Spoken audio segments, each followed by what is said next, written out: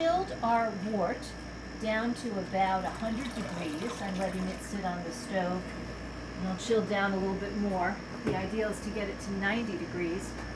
And meanwhile, I am preparing my fermentation bucket.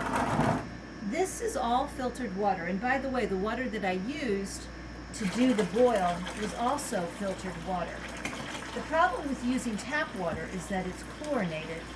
And chlorine causes a reaction with the various other ingredients of beer, and it produces a very nasty taste and aroma. So I recommend using filtered water. If you have an in-house filtering system, great. And if not, I recommend using filtered bottled water, spring water or whatnot, even distilled, anything that's been dechlorinated. And if you think about it, you can also get tablets, generally used in wine making, but they can be used in beer making too. These are tablets that will convert any sort of chlorine residue in the water into chloride, and that does not harm the beer at all. So that's another option that you can use. Okay, so what I have here is I have about 3 gallons of filtered water in there, and there should be about 2 gallons of our chilled wort. This is what the wort looks like. You can see some of the pieces of the hops that have broken down in the boil. I'm just going to pour that in there. It's pretty syrupy, isn't it? The idea is to get it up to 5 gallons, so I will probably need to add another gallon or so of filtered water, which I will do shortly. Okay, there we go. And I'll put this over here. So if you want to pause that. So I have added enough water to bring this up to 5 gallons. And if you can get a close-up berry, this is now down to about 75 degrees, which is perfect for pitching the yeast. So what I'm going to do is I'm going to pitch the yeast, and then after that I'm going to add these oak chips. Now these don't have to be added, but since this is an India Pale Ale with a sort of hoppiness to it, I am adding this into the primary fermenter. When we get to the secondary fermentation, we will be filtering out any oak chips, but this imparts a really nice oaky flavor to it.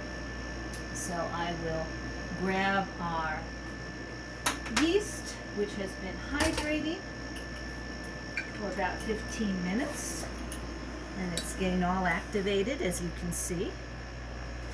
And then I will stir it.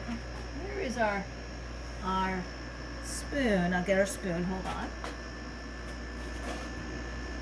Okay. So I'm pitching the yeast right now.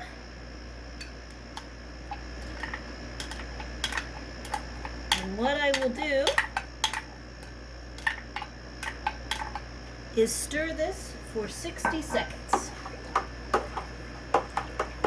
And I'm stirring it for 60 seconds to aerate this wort. Get the yeast mixed in there, but also to get some air in there. So the yeast has not only sugar, but oxygen to do its thing.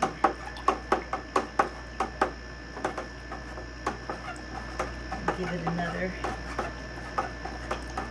20 seconds.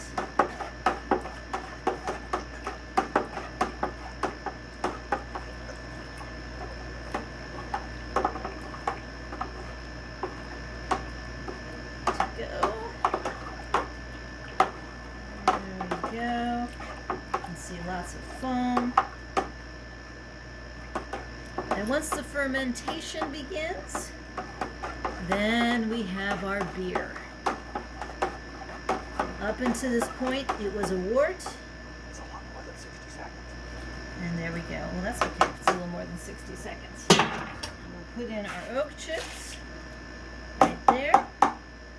go to our secondary fermentation, it will filter out any of the oak chips. I'll put my lid on there. Okay.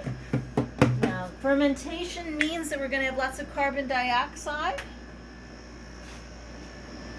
coming out, so we need an airlock. That means it keeps air from coming in,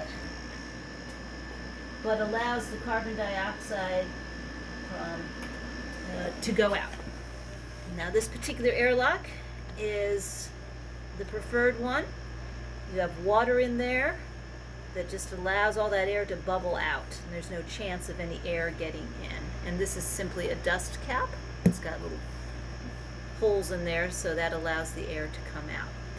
Now, we probably won't see the yeast activating for a good 24 hours, but it should start bubbling away, and so hopefully I'll get some video of this airlock bubbling away.